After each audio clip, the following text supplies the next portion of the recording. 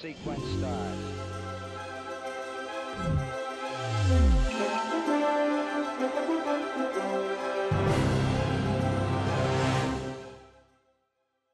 Mission Control Houston. This is the International Space Station Flight Control Room, where Flight Director Scott Stover and the Orbit 2 team of flight controllers are keeping tabs on the operations on orbit during the last few hours of the work week for Commander Oleg Kononenko and his Expedition 59 crewmates. The station crew members have had their share of science experiment activity this past week, but they have also been busy unpacking one delivery of new supplies while keeping an eye turned toward a second delivery next week. Houston Station on Space to Ground. Welcome to Space to Ground. I'm Kayla LaFrance. This week, astronauts on board have been busy with new cargo and science brought to the station by its newest visitor. After last week's successful launch and docking of the Cygnus NG-11 cargo vehicle, the crew on board wasted no time diving into the roughly 3.5 tons packed inside. NASA astronauts Nick Hague, Christina Cook, and Anne McClain, alongside Canadian Space Agency astronaut David Saint-Jacques, have been actively working to unload all of this new cargo. One of the new technology demonstrations that arrived to the station will be tested for its use on future crewed missions to the Moon, Mars, and beyond. The thermal amine scrubber is a new system to remove carbon dioxide from the atmosphere as it is breathed out by the crew. This new air scrubber system will utilize actively heated and cooled amine beds, which use a nitrogen-containing organic compound that is derived from ammonia. It causes a reaction that removes CO2 from the atmosphere and creates water as a byproduct, which can then be used to resupply the oxygen regeneration process used on the station. Testing new systems like this on the station right now will help pave the way as NASA looks towards future missions beyond Earth orbit with the Orion and Gateway programs. Some new materials are about to get some serious exposure aboard the station. Astronaut Anne McClain prepared 3 new sample containers for their trip through the Japanese airlock and out into space. They'll be housed on the Materials ISS Experiment Flight Facility, or MISSY-FF for short, where they'll be exposed to the harsh reality of outer space, facing ultraviolet, electromagnetic, and ionizing radiation, atomic oxygen, vacuum, charged particles, extreme temperatures, and micrometeoroids. Industries like advanced manufacturing, spacecraft design, aeronautics, energy production, and even automotive production can use MISSY to develop stronger, more resilient materials for future projects. Keep sending in your questions using the hashtag #SpaceToGround. We'll see you next week.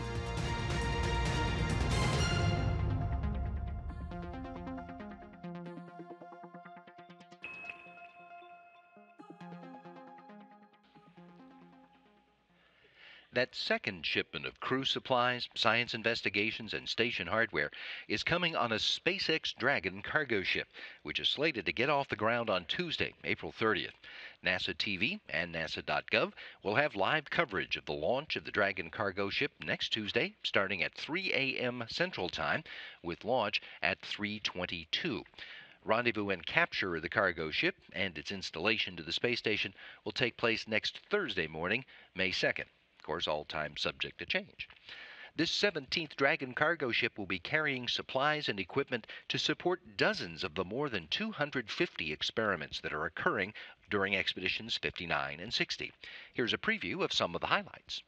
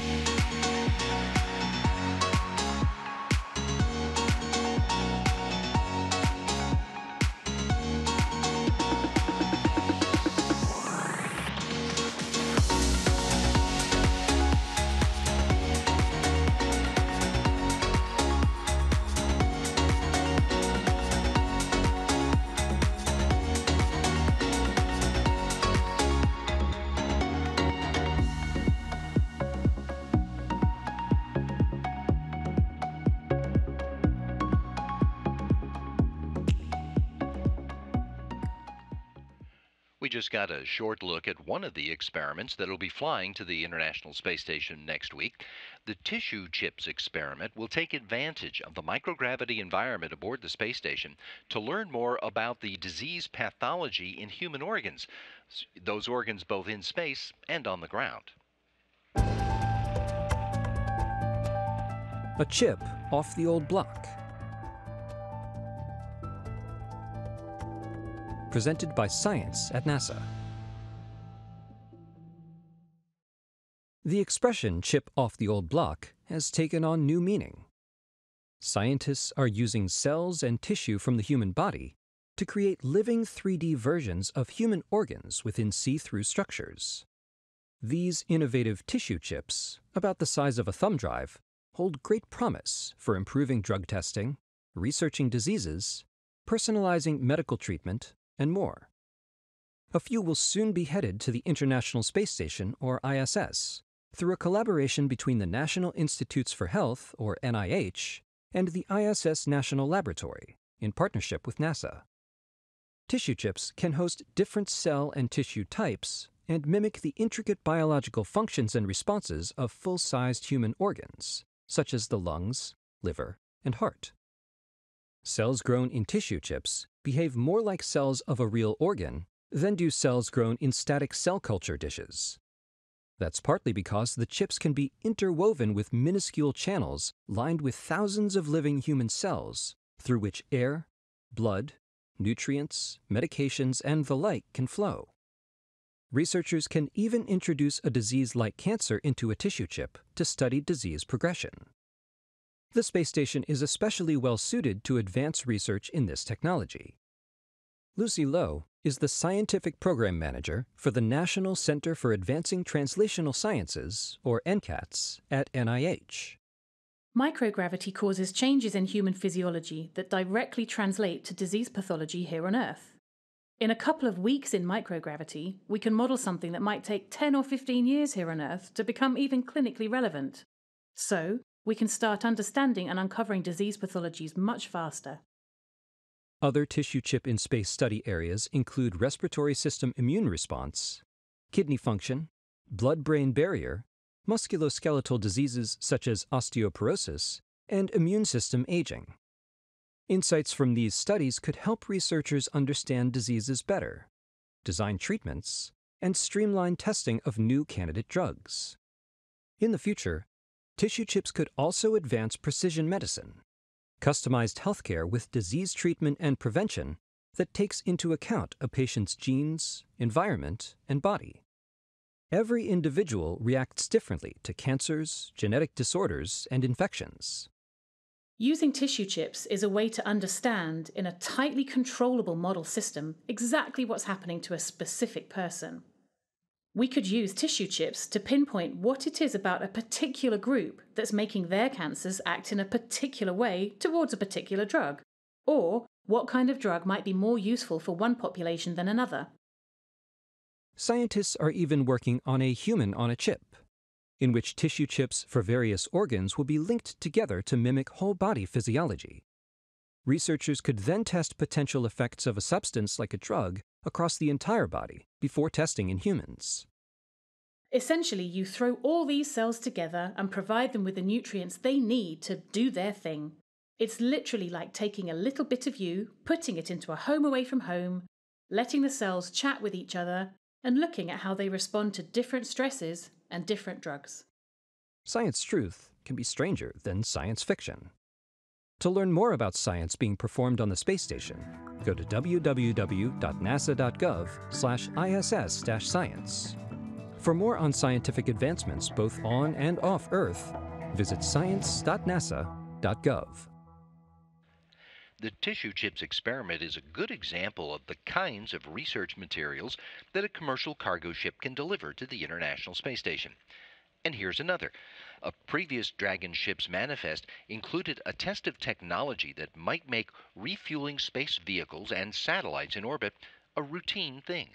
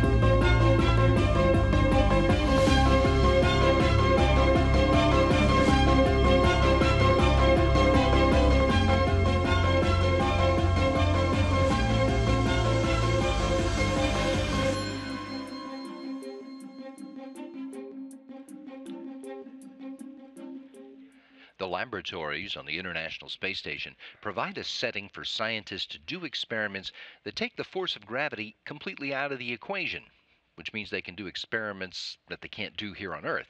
For example, there's an experiment that's studying sediments of quartz and clay and focusing on the forces between particles that cluster together.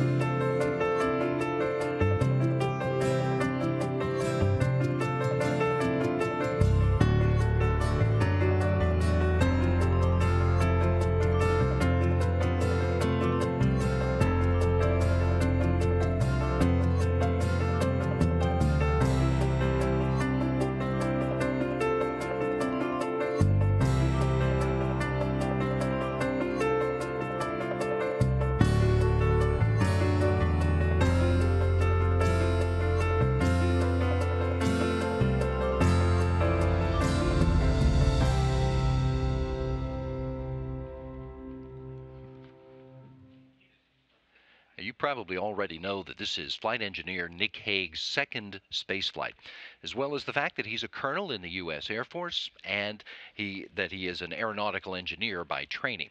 But that all just scratches the surface. Here is the inside story on his favorite science fiction, his food craves, and the exercise regimen that got him into shape to squeeze into a Soyuz spacecraft.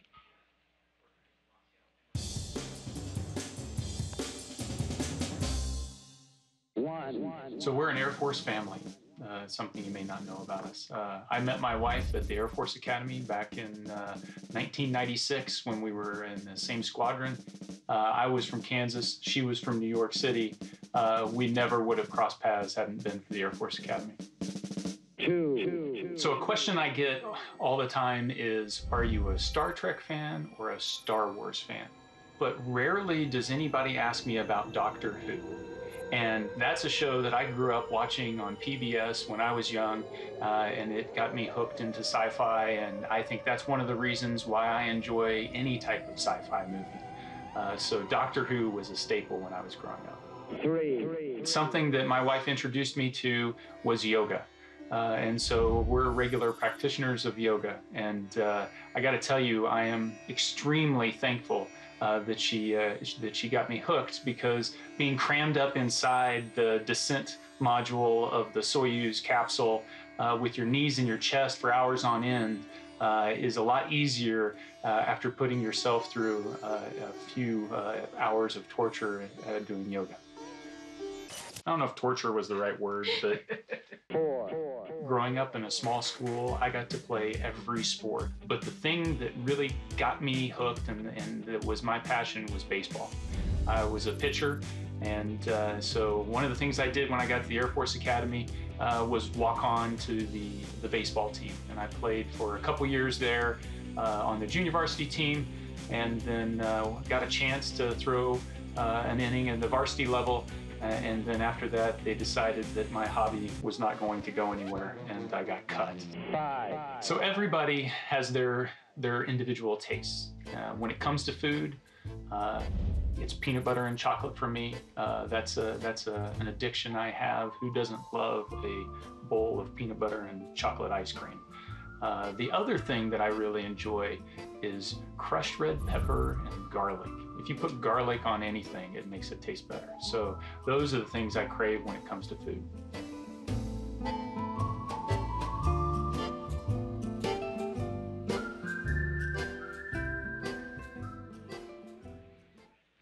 The astronauts and cosmonauts at the International Space Station spend their time helping with scientific research, as well as maintaining the station to be their home and office on orbit.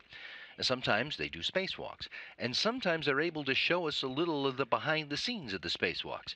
In this demonstration video, astronaut Ricky Arnold starts with the training astronauts get on the ground to be ready to walk in space. Welcome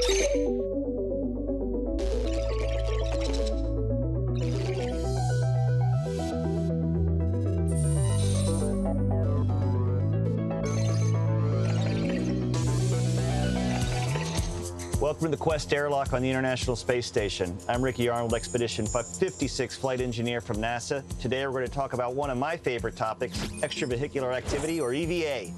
Going out on an EVA or a spacewalk has been one of the most amazing experiences of my life. But it's also one of the most complicated and dangerous things we do during human spaceflight. There's a lot of equipment to prepare and maintain, and we do months of training to make each EVA a success. If you think it sounds complicated, you should see all of it in action. Let's start with training and how we get ready for a spacewalk. Space is an extreme environment that presents many hazards. If we're going to go outside the safety of the ISS, we have to be prepared. That's why EVAs are designed with safety as the utmost priority. We astronauts spend a lot of time in the classroom, just like you are now, learning about the hardware we'll be using and the specific parts of the space station we'll be working on.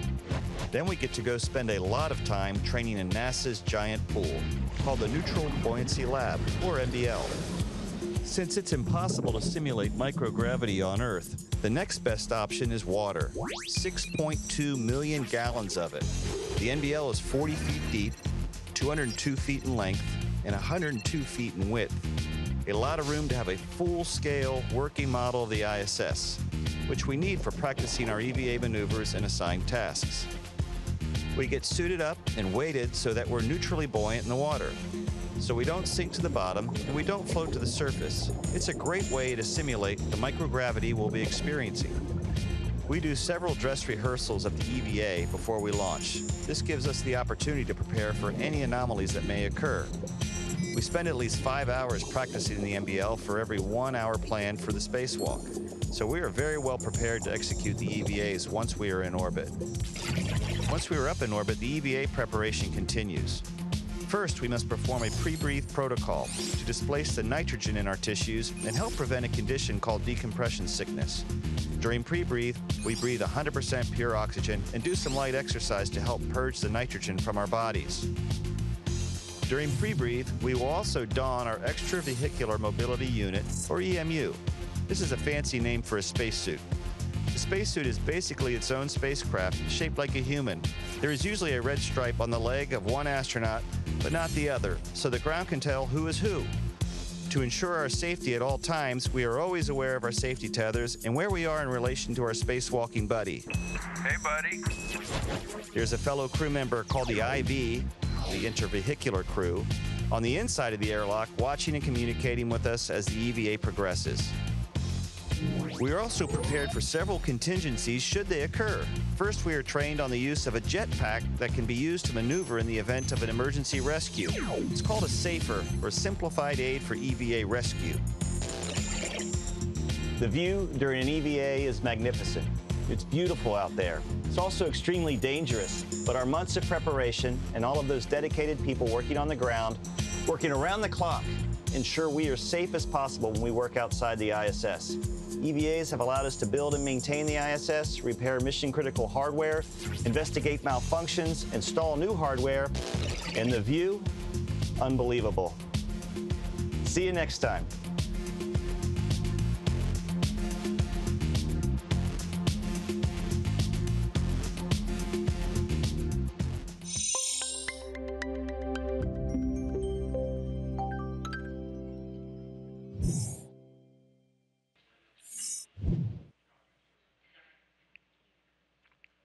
Next time, Arnold talks about the critical components of that EMU that permits human beings to fly around in space in a one-person spaceship.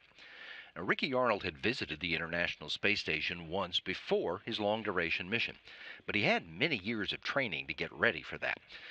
But what about the rest of us? Short of buying a seat on the next Soyuz out of town, how do we find out what it's really like up there?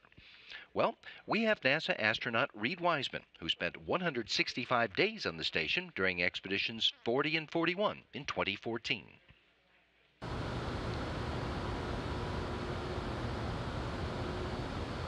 Hey, NASA astronaut Reid Wiseman. Hey. Do you think you have a few minutes to answer everything about living in space? I got all the time in the world. Awesome. Well, where are we?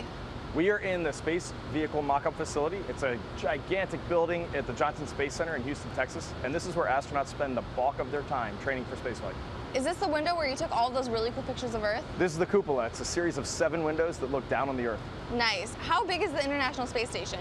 They say it's about the size of a 5-bedroom house. It's kind of hard for me to conceptualize. In reality, it's just really narrow and really long. How long did you have to train before going to the ISS? About 5 years. And how many total days have you spent in space? 165. What's the record? Peggy Whitson has the U.S. record, 665 days in space. But Russian cosmonaut Gennady Padalka, almost 1,000. Wow, what's a groundbreaking experiment that you completed aboard the ISS? I survived.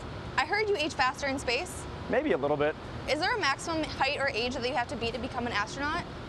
We used to have restrictions on that, but now it's pretty much come one, come all. Is there Wi-Fi? There is, but it's not as good as it is on Earth. How do you get in contact with people on the ground? We have space-to-ground communication systems. It's basically a radio or a walkie-talkie, and we just call on this and say hi to Houston. Is there a delay? Almost none. How did you get to the station? A rocket. How long did it take for you to get from Earth to the space station? It takes about 6 hours. And how long did it take for you to get back? Oh, that's a crazy ride. It's about 3 hours long. Any jet lag? Horrible jet lag. How often do you get to talk to your family? Get to talk to them once a week. Ever prank call anyone? Of course you prank call people. Ever get homesick? Yeah, you get homesick a little bit. So are the beds comfy? There are no beds. I heard you have to be strapped to a wall. You do? Are you claustrophobic? A little bit. What else can you do in your room besides sleep? You can read, watch TV, do some work, whatever you want. Do you have a bedtime? Everybody has a bedtime. Do you have alarm clocks? I use my watch. How many crew members do you have? It was me and 5 others. Were there any language barriers? Doc and Yeshna, of course there were language barriers. Ever get sick of your roommates? No, you never get sick of your roommates. What did you do in your free time? Oh, you look out the window. What's a typical breakfast aboard the space station? It was very much like a breakfast on Earth, so I liked eggs, occasional oatmeal, maybe even a waffle. Was the food any good? I actually thought the food was pretty good. What's your favorite meal on the station? I love chocolate pudding cake. How do you cook your food? You can either inject it with hot water or put it in a food warmer. What's the first thing that you ate when you got back to Earth? I really wanted a pizza, but I saw a salad and went for it. So did you have to work out? You work out twice a day for about 2.5 hours, 2.5 hours. And what kinds of exercises? Primarily, you're either lifting weights or running on the treadmill. Our treadmill is attached to the wall, and so when you're on it, you're running straight down towards Earth. Very weird feeling. So how do you stay on the treadmill without floating away? Bungee cords. So do you burn the same amount of calories as you do on Earth? I think you burn a little bit more because your brain is always active. I heard that in microgravity, sweat sticks to you. It does. If you have hair, it kind of builds up in your hair and you get this big sweat bubble on your head. How do you shower? We have soap impregnated towels. How do you pee in space? Ooh. We have a funnel. Where does your pee go after you flush? A little bit of processing and then right back into the drinking water. How do you pee in a spacesuit? We have a diaper. How much water do you have to drink each day? You drink just about the same that you would on Earth. Do you ever run out of anything? Free time. How do you get more supplies? We have cargo ships. We have great companies like SpaceX, Orbital. We have Russian resupply vehicles and also Japanese HTV spacecraft. What'd you miss most on Earth? Oh, my wife and kids. What personal items did you take with you? Photos of my wife and kids. Did you bring any space souvenirs home? You always have to bring souvenirs home for your kids. So I have to ask, what's your favorite planet? Oh, it used to be Saturn until I saw Earth from space. And if you were to travel anywhere in the solar system, where would you go? I work at NASA. We all want to go to Mars. Does the space station ever get too hot or too cold? Oh, we keep it a balmy 72 all year round. Nice. How about the temperature of space? Plus 200 F to minus 200 F. What about the temperature inside the spacesuit? It's actually pretty warm, pretty nice, pretty comfortable because there's many layers of thermal protection. How much does a spacesuit weigh? Oh, it's really heavy. I think it's about 300 pounds. How do you do your laundry? We throw it out. Do you have to clean the spacesuits? Of course you got to clean the spacesuits, especially after a spacewalk. How long does it take for you to put on a spacesuit? About 45 minutes. Can you put it on by yourself? If you're in a pinch, you can put it on by yourself. How long does a spacewalk normally take? We train for about 6.5 hours. And what's the max amount of time a spacewalk can last? The maximum is about 9 hours. I think 8 hours and 54 minutes is our record. How's the view? Awesome. What's the hardest thing about a spacewalk? Just knowing that you're outside, and if you mess anything up, you've destroyed a $100 billion spacecraft. And what's the most rewarding? Coming back. Sounds awesome. Well, I'm sure there are a lot more questions, but I know you're busy, so we'll save those for another time. Sounds good. Awesome. Thanks. Have a good one. See ya.